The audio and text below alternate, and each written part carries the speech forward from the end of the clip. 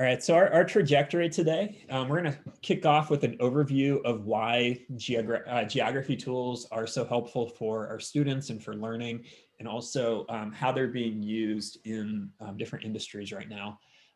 Next, we're going to look at some Esri tools, and these are very common in government, and a lot of companies are using GIS. It's a term that we all probably saw last night if you're watching the news when we saw the maps going up and things like that. Oh, got a couple more folks, cool. And then we're going to spend some time looking at Google's geography tools, looking at Earth and arts and culture and some other lesser known ones that I think are pretty cool. And then finally, we'll wrap up with just a time to explore. And we can stick around and here as long as you want. I'll be here to help support.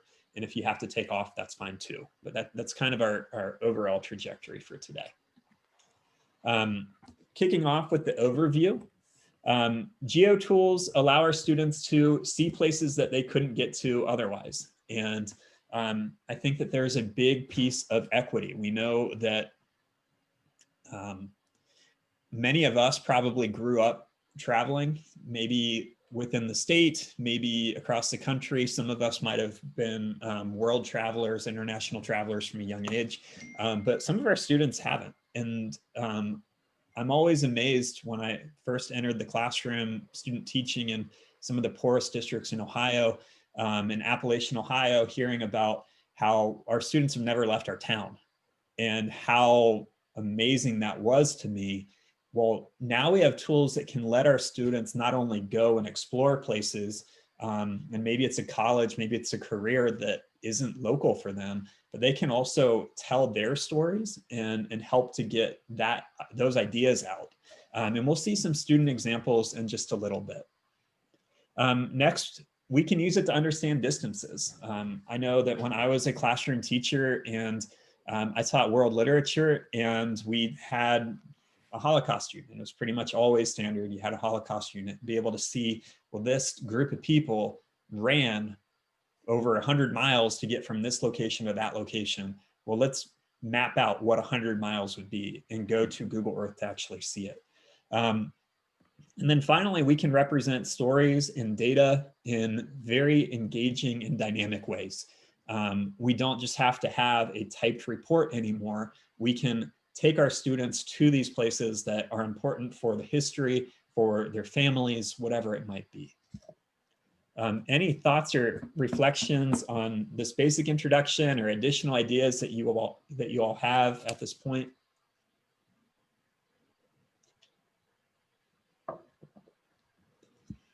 And Alfred, I love that your Bitmoji, I don't know if I've seen it before, but that he actually has the hat that you wear all the time. This is amazing. So that has made my day. Well, actually other things made my day, but that is just a cherry on top. Okay.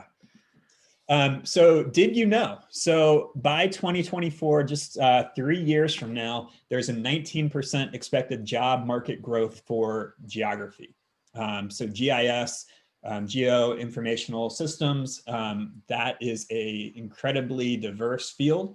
My younger sister, who just graduated with a marine biology degree, got a minor in GIS because so much of reporting with data is driven by that. We have students who present on this and are developing things that are being used by our school system and very authentically. What do you think about geography, Miles? Okay, great. It's versatile, so it can be used in many different types of fields. Last February, right before things drastically changed in our country, Chris Bunin, who's my number 3 right there, he and I went to DC to a big GIS conference, and it was federal government, local governments coming together and talking about all the different ways that they're using these tools. So from conservation to the military to looking at technology and how we expand access, all of these conversations were happening, continue to happen, and our students can be the driving force. And it might start with an introduction to some of the tools we're looking at today. And finally, we have a local, to me, expert. Chris Bunin is a former social studies teacher of the year. He does a lot with GIS at AHS and also some of our local colleges. So just a little bit of information about these concepts in a local context. Again, I'll pause. Any other thoughts or questions, input that you all have? Oh, and here's an example again of GIS in action from last night, being able to have these different maps and display data in a real-time setting. Hey, Miles, I need you to go on from this room. What? No, you cannot. All right, so we're gonna kick things off with Esri, and these are tools that are the industry standard. A lot of us are more experienced with Google tools. I certainly am more experienced with Google tools, but this is what a company is going to be using, and all of this is made free to schools. So that's pretty amazing. And your schools can set up an account, and if that's something that you're interested in doing after this, let me know, and I'll get you connected to be able to start creating accounts for yourself and for your students as well. So story maps are the main tool for Esri, kind of the entry resource that we're going to be looking at. And this makes incredibly sophisticated software simple for you and our students to use. But you can run very deep with it when you get to, well, really any grade if you want, if you put in the time. And again, many industries are using these tools. And I want to show just a short video that showcases some of these in action.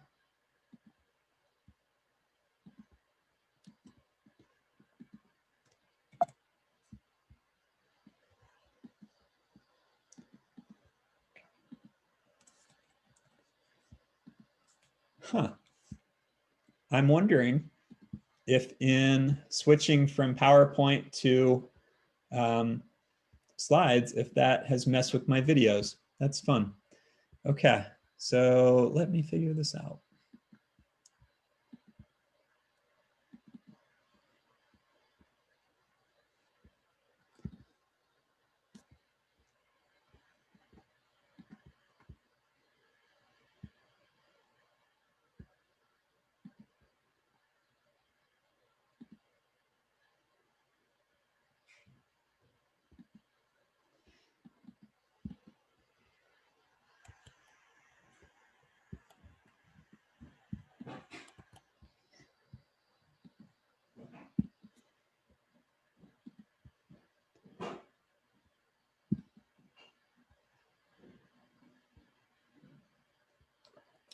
I'm really sorry about this, guys. We will get this going in just a moment. See, but Adam, just by you going through this, it makes me learn things too. So it's no big deal. Oh, good. Thank you. All right. I We're all clicked so maybe this will work. Okay. Here we go.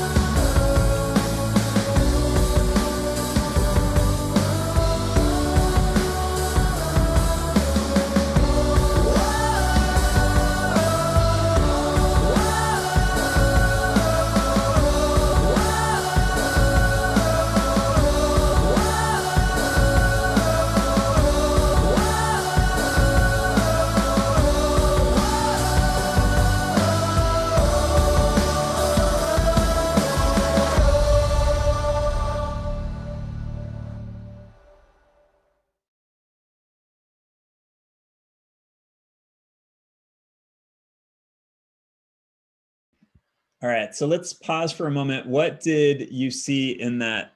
Oh, can I make it full screen? Willie, I don't know if I can in PowerPoint. I'm having a rough time bouncing between these two, but I will do my best in the future to make sure things are full screen. Can someone share what you saw in there? What were some of the types of stories or data that were being displayed within that?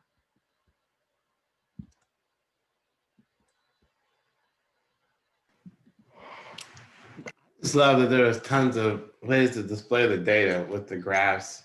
And it was just cool to see how you can use a map to embed a graph chart to display your data just in a really different way. It just looked like there was tons, like you could get lost in all the stuff that was there. I was really like salivating because I remember I used to teach a map unit.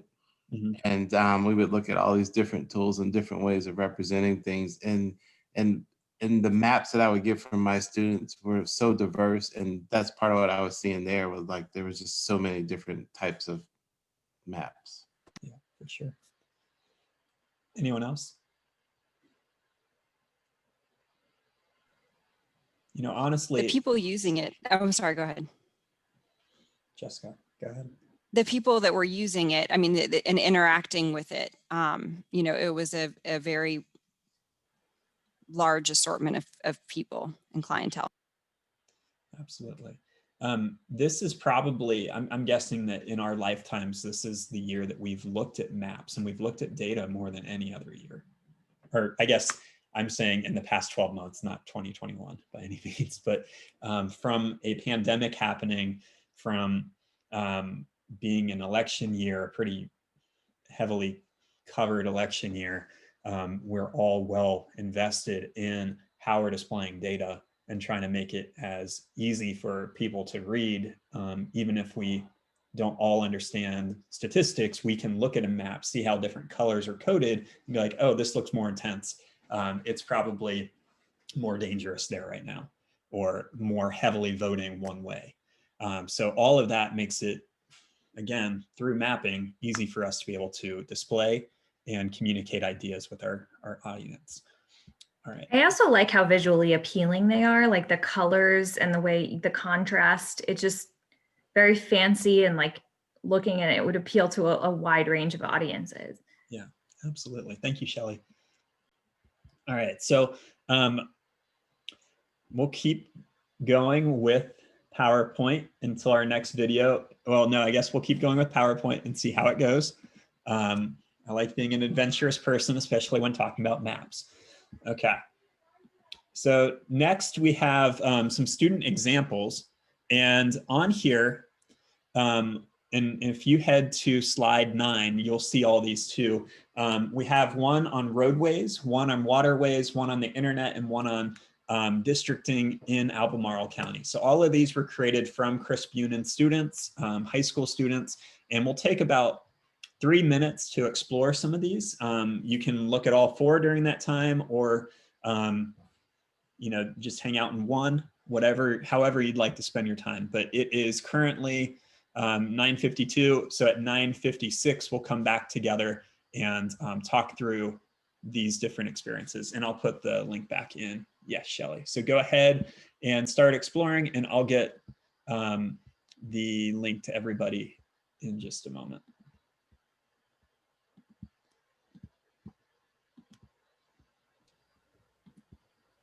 Adam, that story map tool, what's that being created in? Is that a combination of tools, or? StoryMap is a standalone tool within Esri's service. They have probably like 15 different tools, but that would be the one, that's the one that I've used with students. And they've made it easier and easier over the past year or so that I think elementary, it would certainly be appropriate to use with them. So products. So you can explore, and then if you want to explore, you can, or I can show you the story maps feature real quick and just do a quick walkthrough, but I know people will have different right. No, I don't think you need to do that. I'm just trying to find it on the SRI site.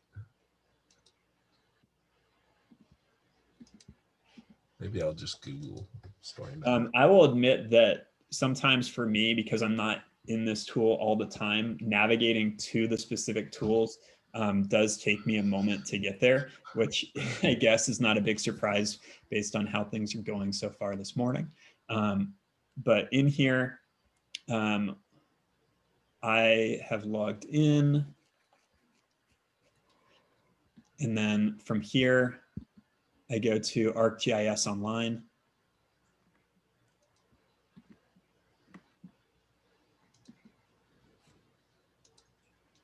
And that brings me to our school portal, or school homepage. And this is what I can help you, Chris and I can help you set up for your schools if you'd like.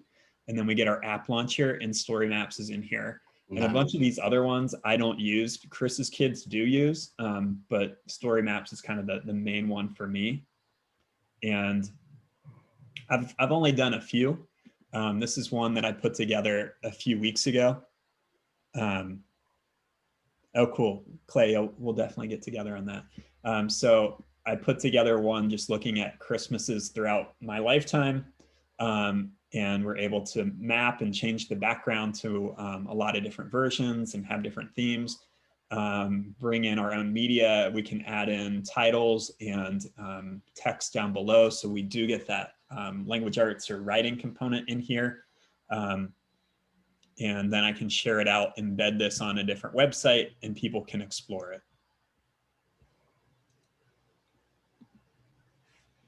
I was just thinking as I looked through it, how much more interesting and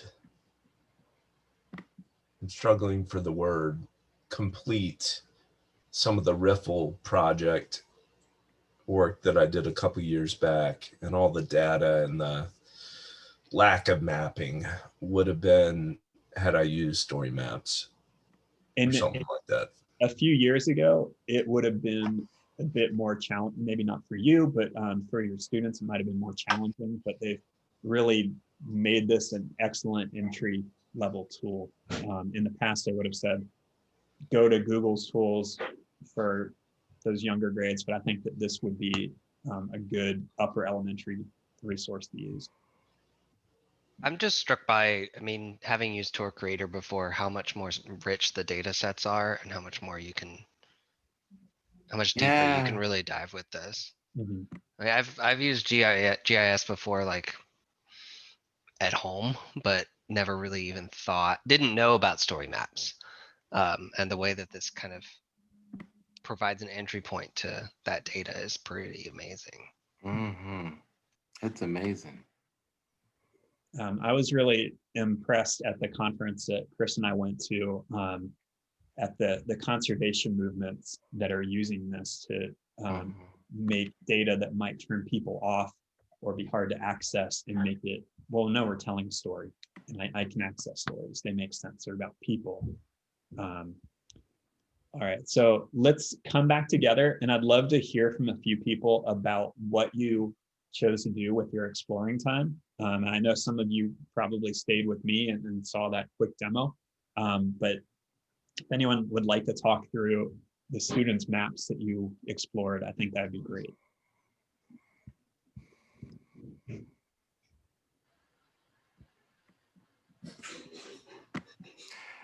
I went through the one that dealt with the roadways, and so Crozet was on the map. And that was just really cool to see the different ways that they represented the information. And like you were just saying, you could take, I also looked at the Chesapeake Bay one too, but you could take stuff that would probably be harder to digest and make it easier for people to begin to understand like what we're doing to a place or why this is important or why this matters. And just the varied ways of displaying the information is, and it's so rich and like has an interactive nature to it, is really cool. Mm-hmm. Thank you, Alfred. The districting map is really cool. I like the way that there's different visuals to display the data, and you know, just it's just, and I like the tabs at the top so you can kind of flip through. Really easy to read as well. It's really cool. And I think these were made with a mix of the previous version of Story Maps and then somewhere with the newer version. So you may have seen a few different views with that as well. All right, so we're going to Really? So yeah, one last thing, Adam, I think I was really impressed with the way that tool allowed students to look at primary sources, right? So that's a big focus for the history and social studies, you know, reframe the narrative and that sort of thing, and the revised standards. And so it just sort of puts them all together in a very easy to navigate and engaging way. Absolutely. And we're in probably 20 minutes, we're going to look at a pretty expansive tool that has thousands of primary resources. So if you're like eager to find those, we're going there. We'll be there in just a little bit. All right. So I think I figured out the subtitle thing in our PowerPoint, and we'll go ahead and jump back to it. And here we go. All right, so next we're going to head to Google Geo. And I meant to wear, I actually have a shirt with this emblem on it because I'm not much of a nerd. But again, Google Geo stuff. And today we're going to be looking at 3 different tools, probably 2 that you've used before, and then maybe 1 new one. So I'm excited about that. We're going to kick things off with Google Earth, then go to Arts and Culture, and then finally go to Earth Studio, which I hope will be new for a lot of you, and you'll get to see some cool features in there. All right, so we're going to kick things off with Google Earth. We're going to skip this video for time purposes, and I'm going to go ahead and open up Google Earth. The link's at the top of the page on slide 12, or you can do a Google search for Earth, and let's all head there. So, you know, for the longest time, when we first started using Google Earth, it was a program that you had to download and put on your computer. And maybe like 3 years ago, Earth became an online tool. So we no longer have to run updates and things like that. We can just access it online, which is really helpful. And in here,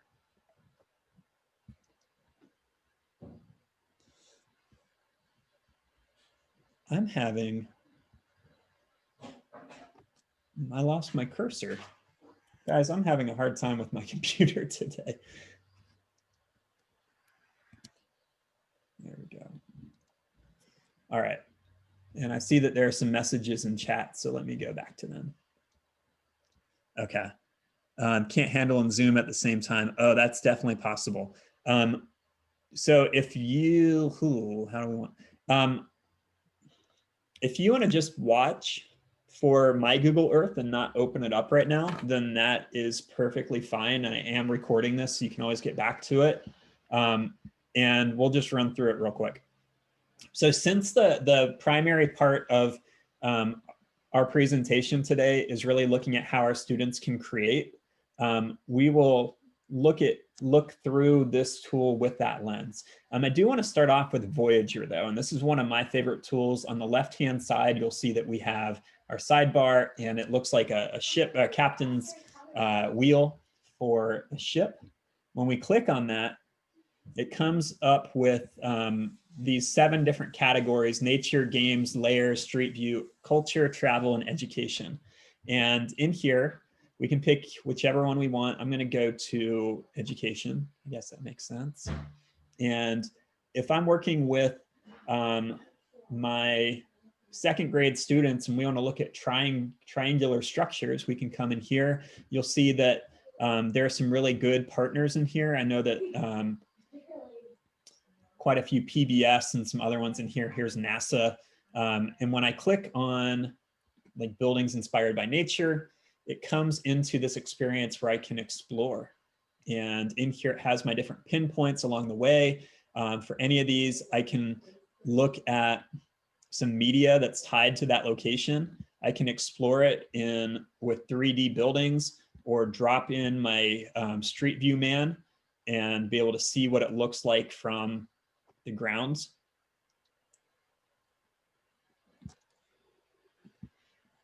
Over on the right-hand side, I get information that tells me where that content came from. And then if I want to navigate to my next spot on my voyage, I just click the navigation button in the bottom right. And now I'm going to the Basilica de Sagrada Familia in Barcelona. And it allows me to travel to these different locations. So again, I'm doing geography. I'm being able to immerse myself in these 360 images, which I know a lot of us loved about expeditions and about Tour Creator itself. And again, I can click on different examples of this type of nature and media at the top and so forth. So let's take a few moments. If you are exploring Google Earth as I am, let's take a few moments to look through Voyage. And if you're not, I will continue to tour and you can just continue to look at my screen. And in about 2 minutes, we'll come back together and continue on to the next part of our exploration. So Adam, is it possible then for students to create their own voyage? Is that what those are called?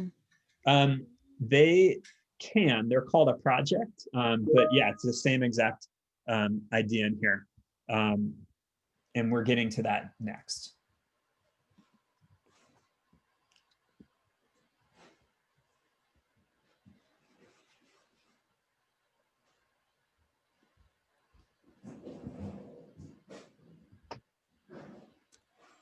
Okay, I know I said 2 minutes. I am going to pull us back together because I am trying to be conscious of our timing.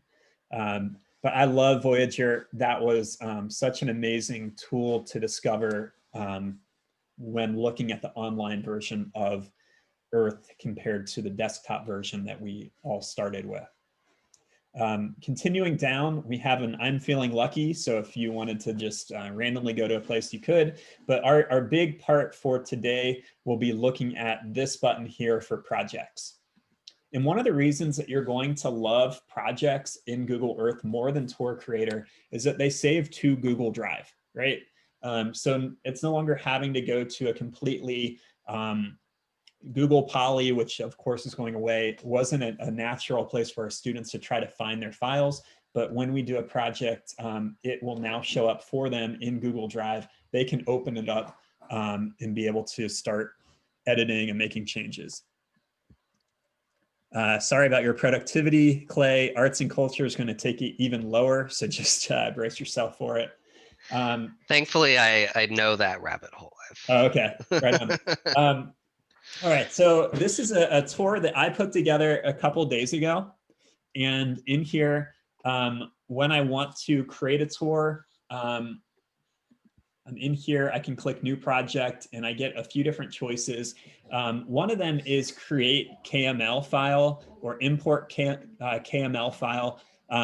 We're probably not familiar with KML or KMZ. These are two geo file types that you're going to hear. I don't know what they stand for, but I have heard that our Tour Creator files, if you ever made something in Tour Creator, they are working on a way to import them directly into Earth. Similar to how we migrated from old Google sites to new Google sites, supposedly there will be a tool that will bring those tours in here. But if you wanted to create a new project, create project in Google Drive, we'd give it a title, a description, and start adding our features in there. So I'm going to come back to Adam's journey and we'll work through that one real quick. So with this, as we did before, in any Google file, I can add people who are my collaborators. To me, that's a pretty big improvement from what Tour Creator allowed us to do. We always want our students to be global collaborators. I know a lot of you are in our ISTE cohort, and that's an important part. When we want to add a new location, we'd click new feature, search to add place, or you can do a place mark. I like to search. And so in here, it brings up some suggested things that are coming from Voyager or must-see views, but I'm going to do a search here. So with this, I will put, let's see, Athens. Oh, and Willie, look, the first one that comes up is Athens, Ohio, not Athens, Georgia. How's that feel? So I can click on this and it will show Athens, Ohio, a great place. And I'm getting called out by my family for smiling like a goof with the thought of Athens. And if I wanted to do this, I would click add to project. And here I can give it a title, True Athens, choose which project to put it in. And I'm not ready to save yet. I want to edit place. And when I do that, it brings up my options here on the left-hand side. I'm going to put in my own information, not the information provided by Google. So I'll hit replace. It still has my title. Now I can bring in any picture I want. I can bring in YouTube videos if I wanted to.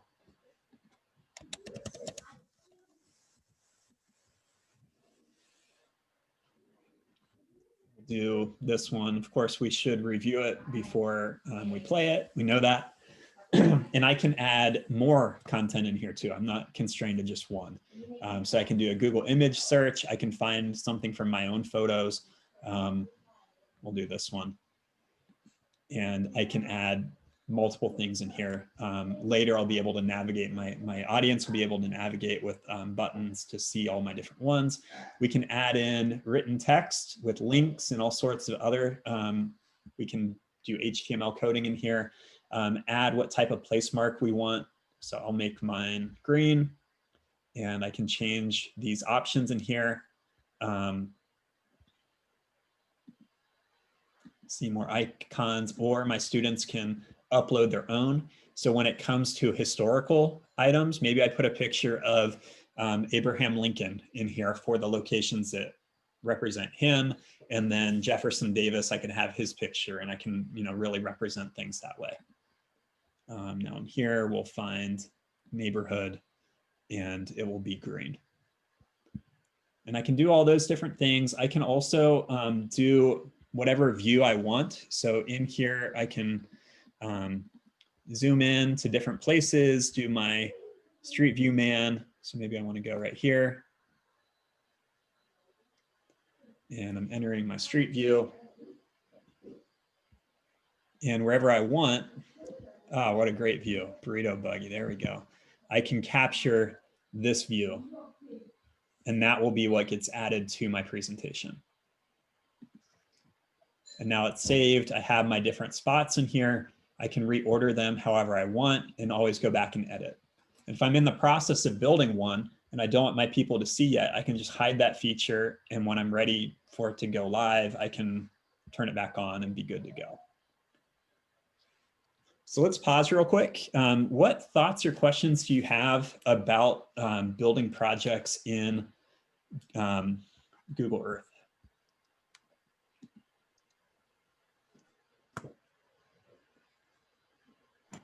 It's so customizable. Is this something that needs parental permission for under 13? I doubt it because it's tied to Google Drive accounts and Google accounts. So I'm not sure. Clay, I see you nodding. Are you saying it does? It shouldn't. I don't want to be the authority on that, but I mean, it's because it's through our Google domain, all Google tools are open now. Mm-hmm. Check. Clay and Adam both said we can use it. Done. Okay. Yeah. Good. Carve it in stone on center ones. Yeah. Any other thoughts out there? Let's see. Definite rabbit hole for sure.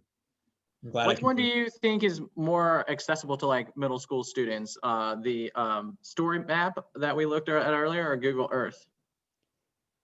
I think that they are both accessible. Mm-hmm. I think that if you want the 360 part, I've heard that that's coming to Esri's tools, but it's not fully there yet. I think you can add your own in there, but it's built into Earth, so that's a benefit. Our students are used to Drive, that's a benefit, but if we're trying to plan projects that might be more authentic to the tools that are going to be used professionally, then Esri is a great example.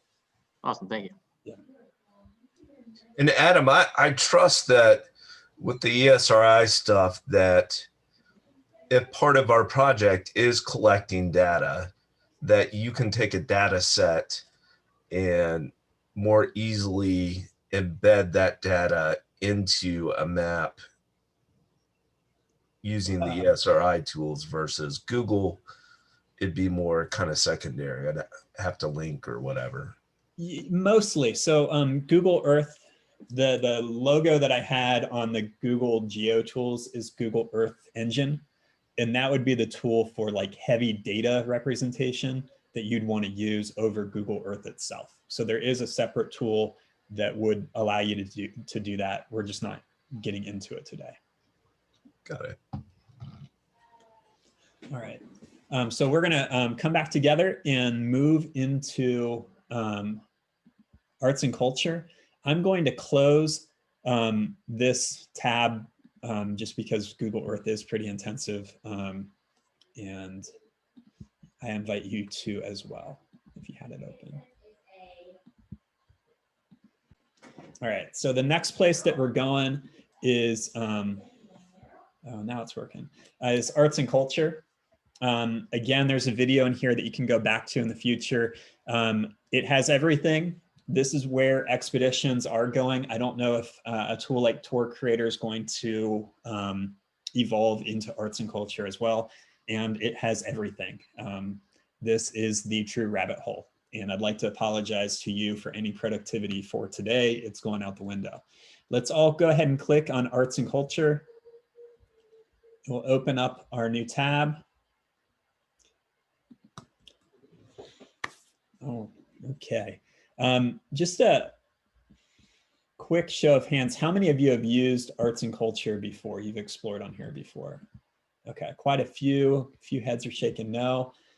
Right on. So this is a tool that if you're working with younger students, you'll probably want to curate the experience for them. And that's one thing that we're going to be looking at how to do today, how you can make collections within this, but also the wide variety of what type of content you can find in here. Okay. And it looks like, again, I lost my cursor and it's back. Okay.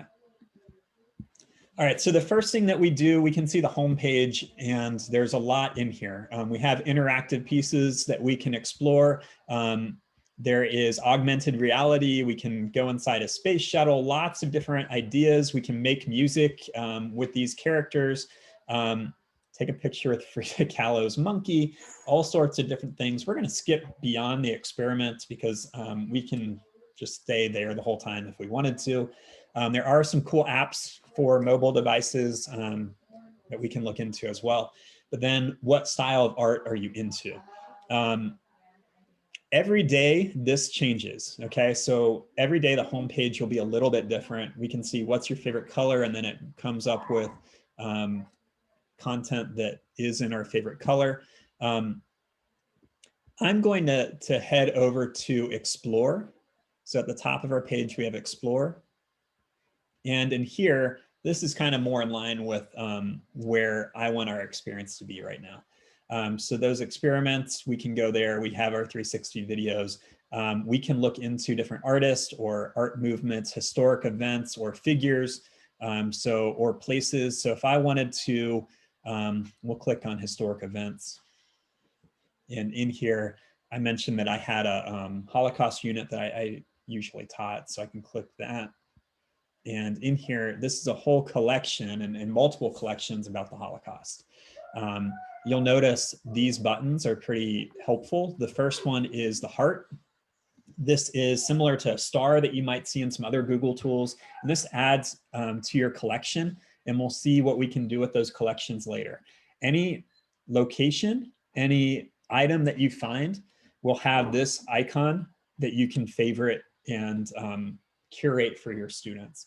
We can also get a link copied, and if we click our share icon, notice it can go to social media, it can go to classroom, or we get the link that we can put in wherever we want. Down below, we have different collections. We have stories, learn more about these historical events. We can organize by what's most commonly used, or click the clock icon and be able to pick, I want to see 1940, and it will take me to that location or that time period, and I see only items from that day or from that year. When I find one that I want, like this very sad image here, I get information about it. I can explore connections, so what other items are similar to it, and then details about what's going on here and so forth. One thing that I really like in here is the different collections. So if I'm going to go to the Holocaust Museum in DC, and that's what they call the museums are collections. So these are all different artifacts that you can find in the Holocaust Memorial Museum. For a lot of these museums, not this one, but for a lot of them, you can do a street view tour and travel through them. I know that we can with MoMA, so I'm going to do a search for MoMA and go to that partner. At least you used to be able to. Let's see if you still can.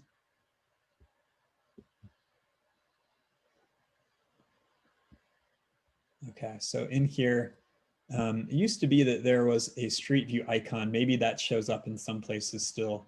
But if I click on online exhibit, it's taking me through here. So these materials are presented in a variety of ways, right? We can definitely tell that. And if I want to see Starry Night, there we go. That's where we wanted it. I'm able to zoom in to pretty incredible detail. So for some of these images, I can see individual flecks of paint or cracks in the canvas, and that is just pretty spectacular. A couple days ago, my boys were looking at a record that we have, and it has a painting on the cover, and we went and explored that painting and were able to zoom in and see lots of details about it. In here, I can view it in augmented reality or street view. So now I'm in MoMA. I can do a tour, and this is exactly what I was trying to do earlier. And when I click on any of the works, I can see them in context and then have navigation in here. If I want to see the olive trees, I can click this card in the bottom left, and it will open that up for me. From here, I can see other recommended pieces related to it. I can find works by Van Gogh, and it will give me biographical information and online exhibit and lots of additional material from him. I have a question. Does this update, like, so plenty of museums like exhibits change. Does it update with those changes? So like if there was a special exhibit in a museum that does have street view typically that like a teacher wanted to show their students? I don't know how quickly or how frequently they're updating all of these. I've also, you'll notice here that only 2 of these floors are available. And it says that there are 5 floors. So not everything is represented. And it's up, I'm guessing it's up to the partner to update the content in here. Thanks. Yep. I miss New York. Okay, bye. And Shelly, I did watch Class Action Park last night, so we have a lot to talk about.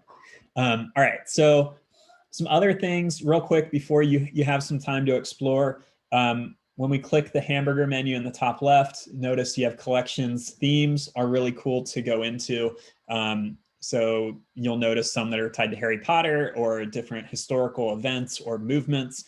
But I want to give you guys, sadly, just about 5 minutes to go and explore these right now.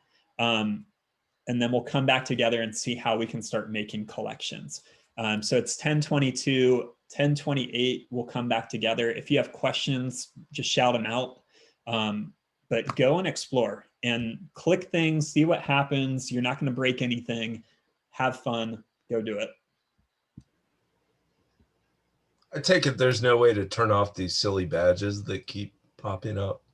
Yeah, those are new. I didn't start seeing those until this fall. I'll look into that, Willie. I've gotten 5 badges just by clicking on 5 things. Look at you. I've not gotten any badges. None. I've gotten the adventurer, the explorer, the art enthusiast.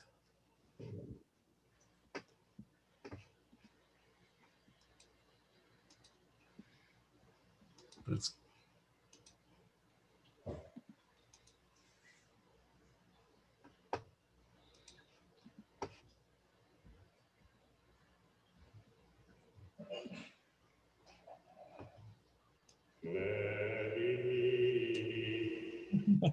Billy found the blob opera.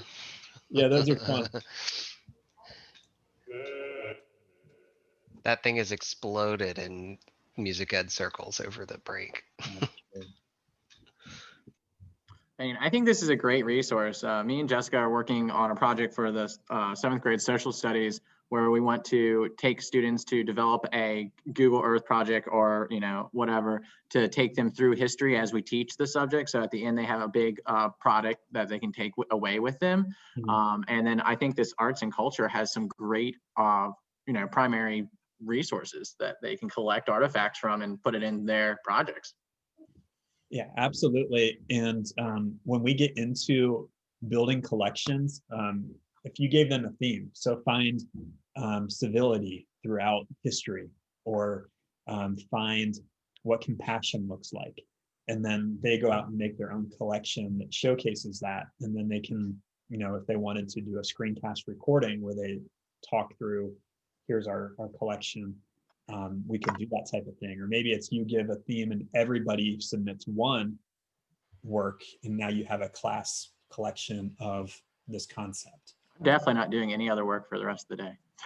Yeah, productivity, yes.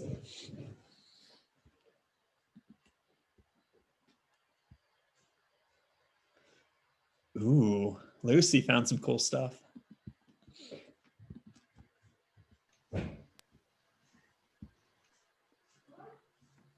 It's definitely not a resource to turn young students free. No, definitely not.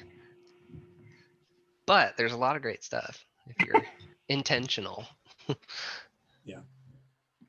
But I don't have to be intentional. I can go for You can go look at whatever you No, want. exactly.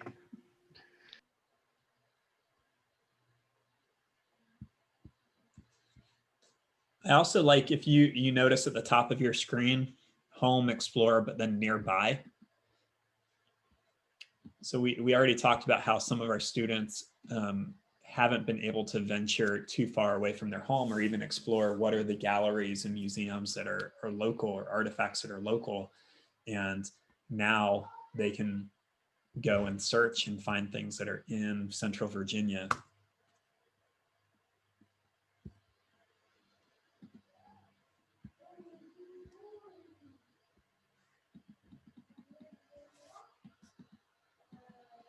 Okay, about 2 more minutes of exploring, then we'll come back together.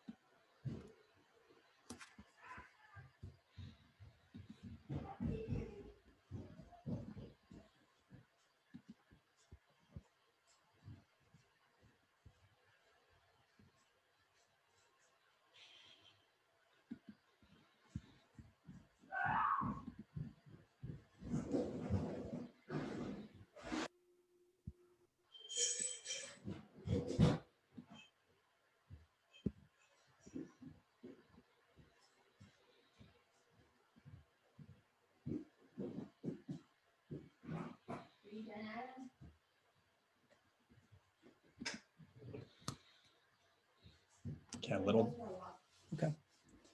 Let's take another couple moments and then we'll come back together. Sorry, Shelley.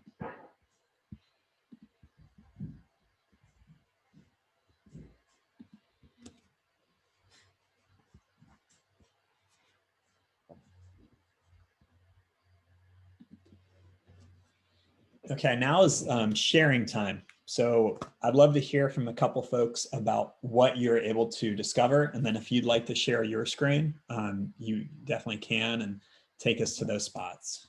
So anyone want to be our tour guide for a moment?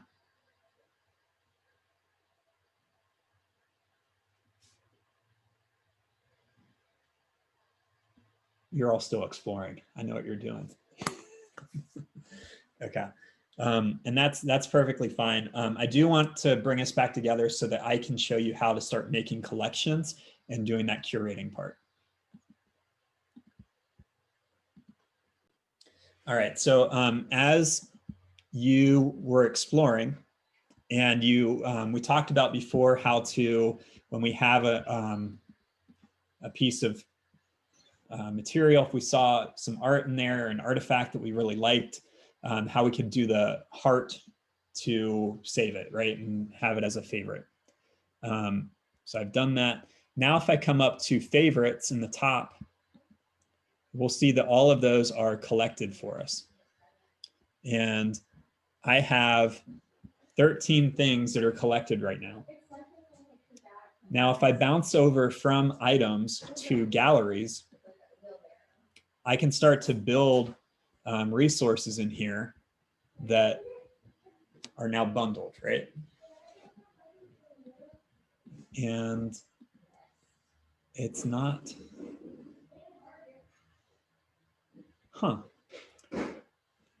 I know that in the past I was able to, in here, be able to create new ones. Are you guys seeing a button in here to start one?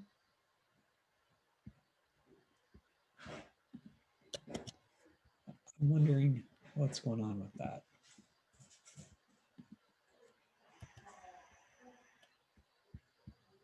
Let me try my personal account and perhaps it's something we need to get turned on again.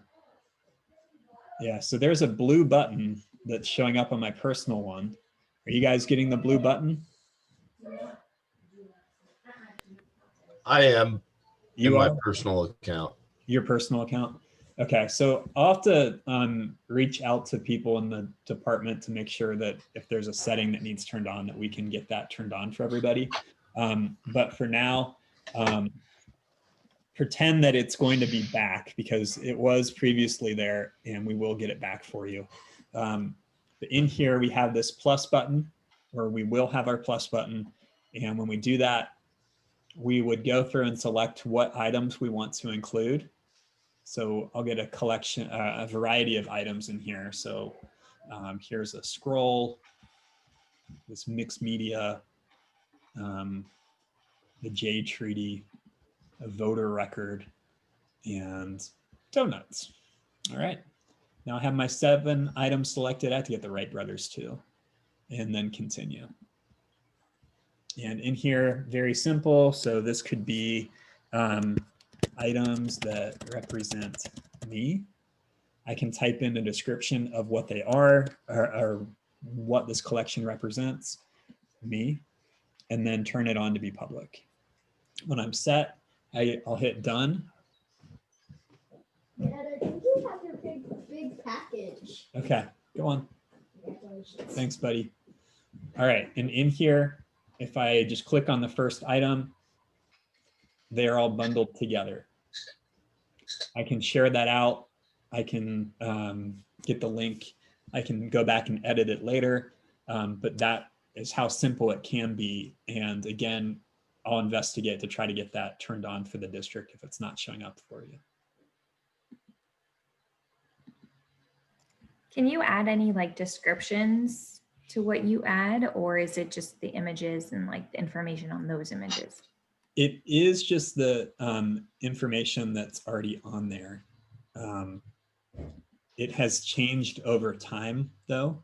At one point you were able to go in and add additional details and kind of even change how it was displayed. Let's see how it represents when we share the link though.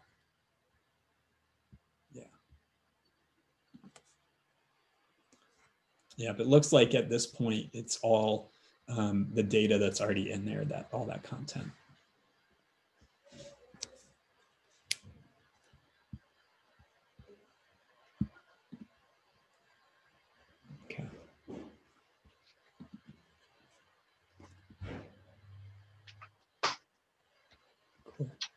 All right, so I know some of you are going to continue to explore arts and culture right now, and that's perfectly fine with me. Don't feel guilty about it whatsoever. I do want to show you one last tool, and then we'll get into a formal, just go out and explore things and build.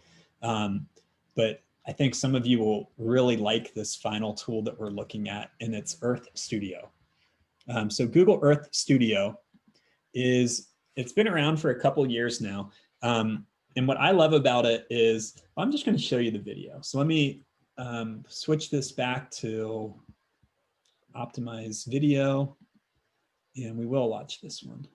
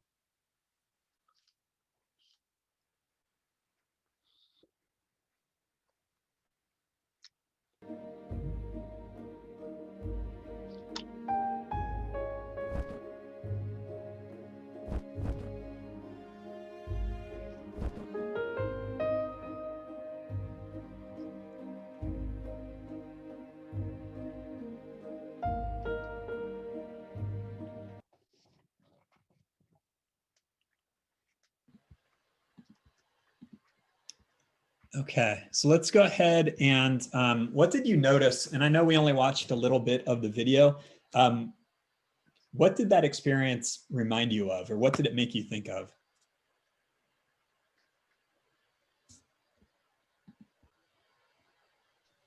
Personally or professionally? Oh, yeah, both. I got married right there. What? On top of the Statue of Liberty? No, at Liberty State Park though. Oh, that's awesome. Made It me think reminded me Taylor of Swift, being Welcome to New in York. New York City, being at New York for the Makers Oh, yeah. Makers Fair. Fair. Mm-hmm. So for me, in the last couple of years, I've done quite a bit of work with Chris Bunin on using drones in the classroom. And there are some places around the country that you're not really allowed to use drones. Washington, D.C. is one of them. New York, they have a lot of regulations going on. But using the satellite imagery and the Earth Studio tool, we can basically make drone type videos anywhere where this footage exists. And our students can do it, again, from a young age, and it's a completely free program. So that video that we looked at was constructed through the satellite imagery, not by using an actual drone. So I'm going to open it up. This is a program that you need to apply for, but it's free. And it took like 24 hours for me to get accepted and be able to get my account. And I'm going to just show you what that platform looks like quickly. And if it's something that you're interested in, then you can sign up and have access to.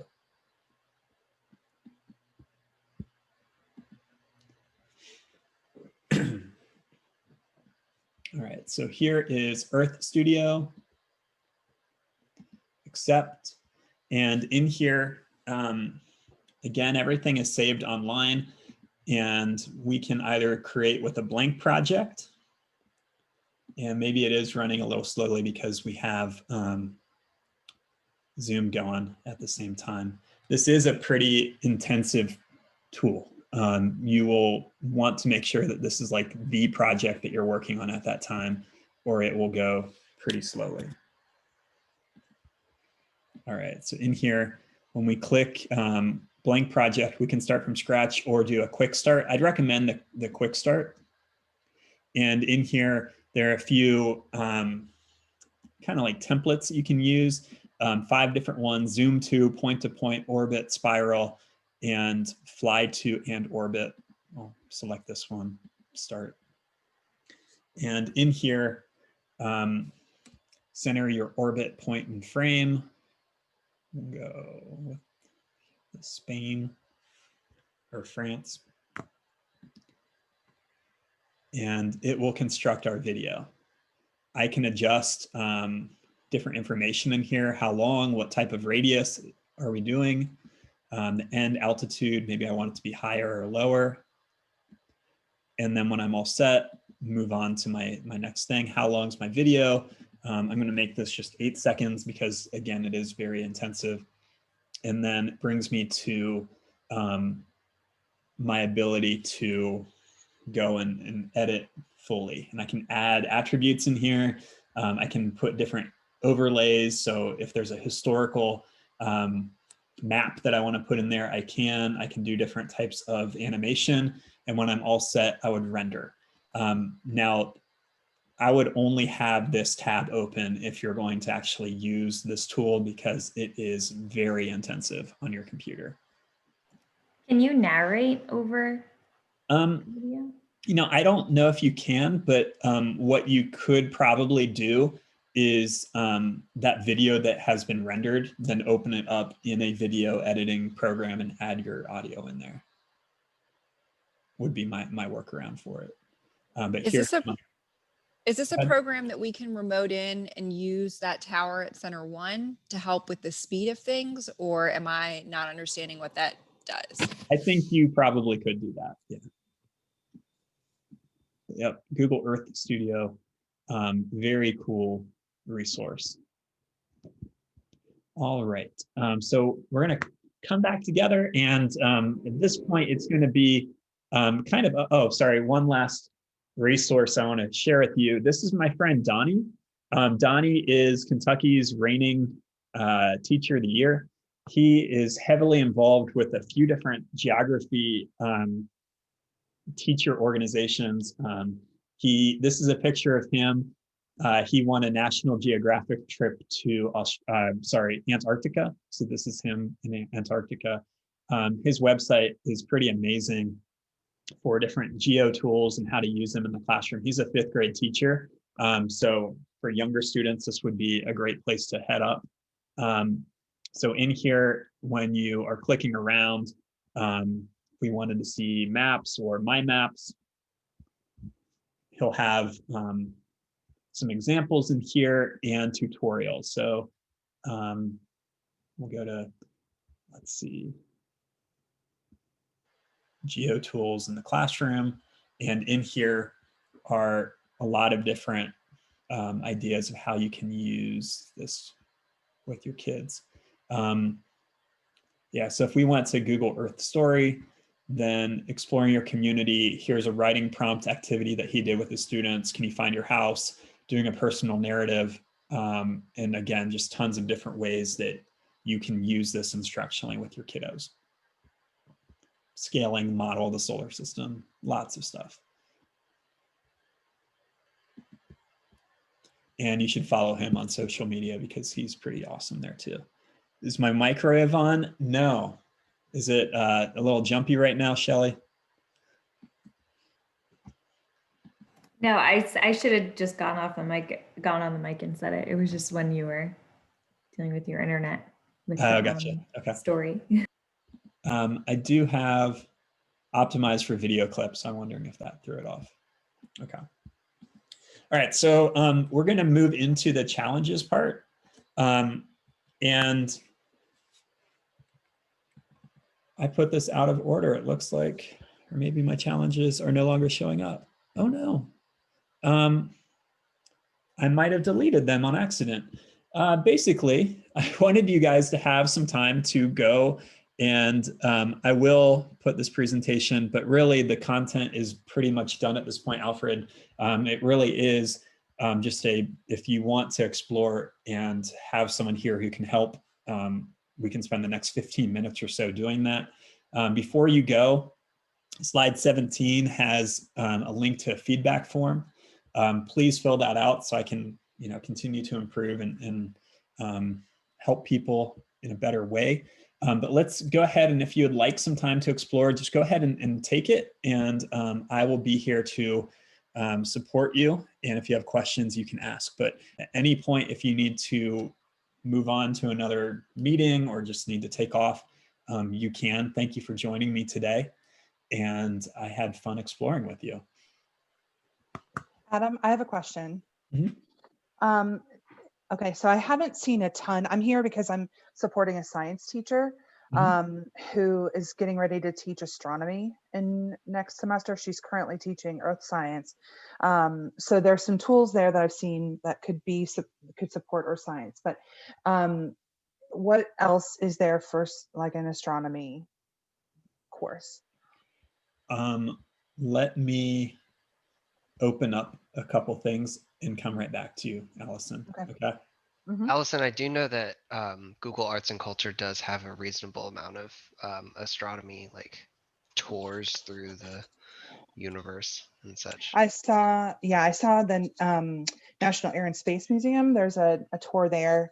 And I've seen, not in arts and culture, but in Voyager, I saw a tour of the universe or something like that. So there are tools, but I want to know what else there is.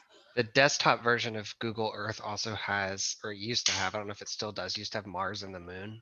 Okay. So you could explore in the same way you would the Earth.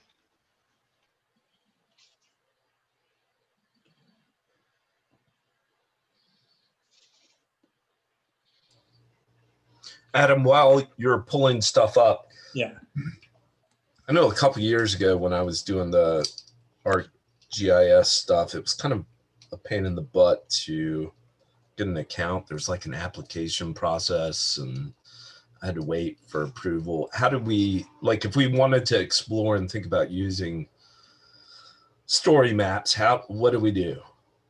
Because I will get with Chris Bunin. I think he runs it for the district and get that set up for everybody or for you. Yeah. And with the same process, like if he gets it set up for the people on this call, what about for student use? I think it'd be the same. So he would have to create a bunch of accounts. Well, I'm able to create them now. So I'm betting that you would be able to, if he had you in as a certain role. So I can go in and mass create a bunch of different student accounts, and it's a pretty swift process, and you can upload a CSV file if you wanted to be able to get them all in there. Okay. Allison, I'm coming back to you. All right.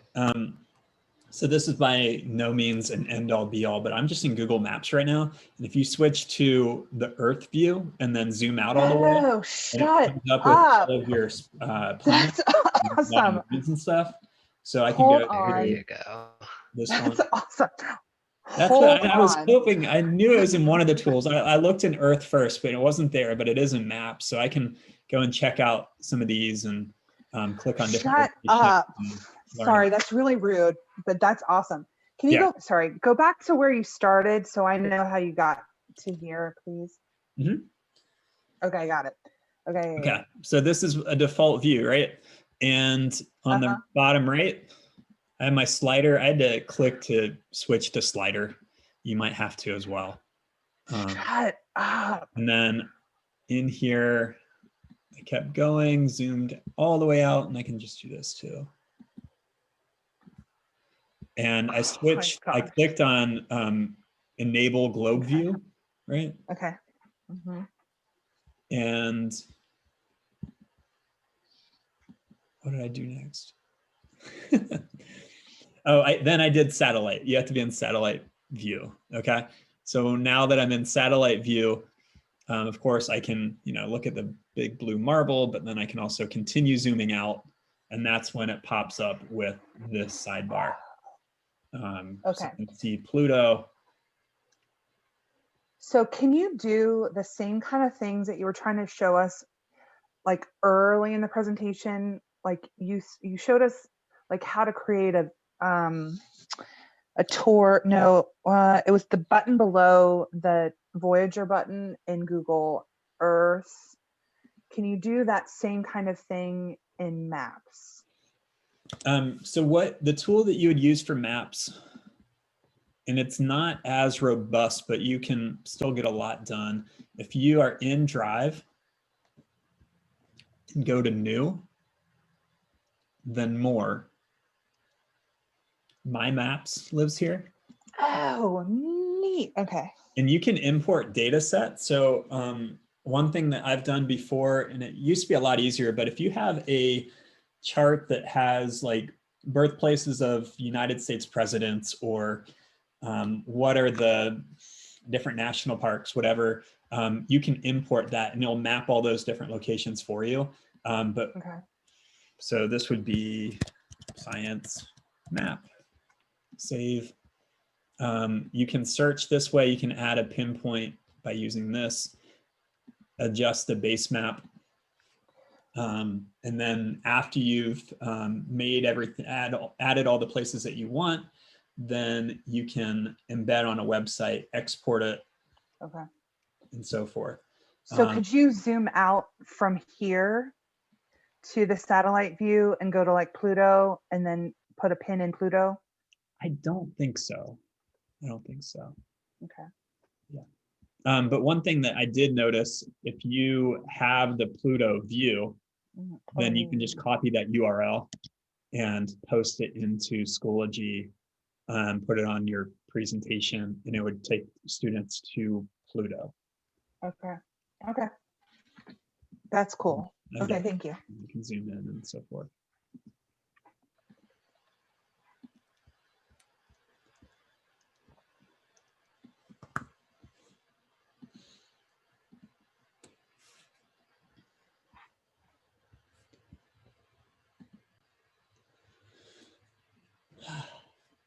All right. Any other thoughts or questions that you all have? I have one more. Sorry, Adam. No, go ahead. You showed us Donnie's website, and it had something like you got to the like his teaching ideas. I didn't see how you got there. Okay.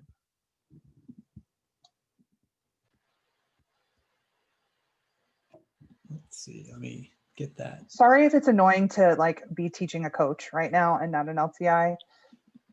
I'm glad you came. Oh. You're good. I just don't know how to use. Oh, there we go. Okay. Allison, if you only knew how much I bother Adam. So You guys are great.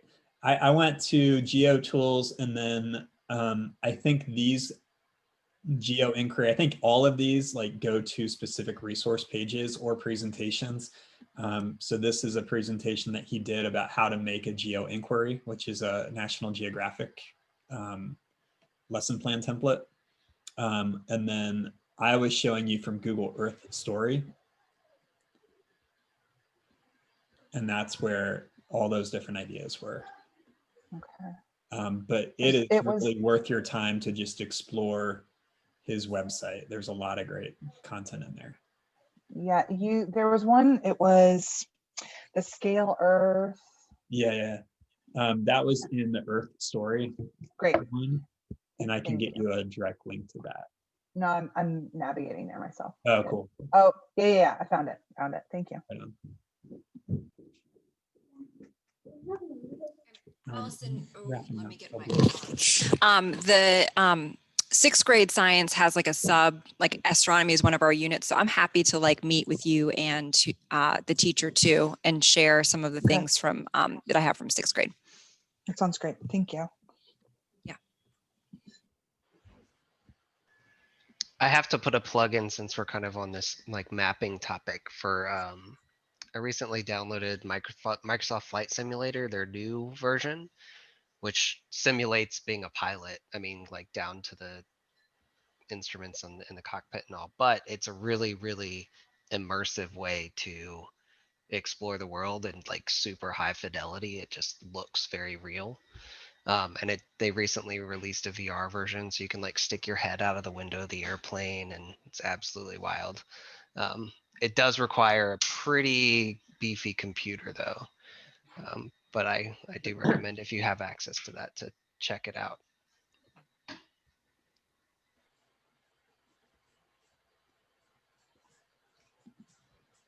Oh, and I should have mentioned the whole world is in there, so you can fly to Antarctica if you want. Well, thank you all again for joining me this morning. If you need anything, please do not hesitate to reach out. And this is great. I had fun. Be sure, if you could, please fill out the feedback form before you're done. And thank you guys. Bye. Thank you. Thank you so much, Adam. Thank you. You're welcome.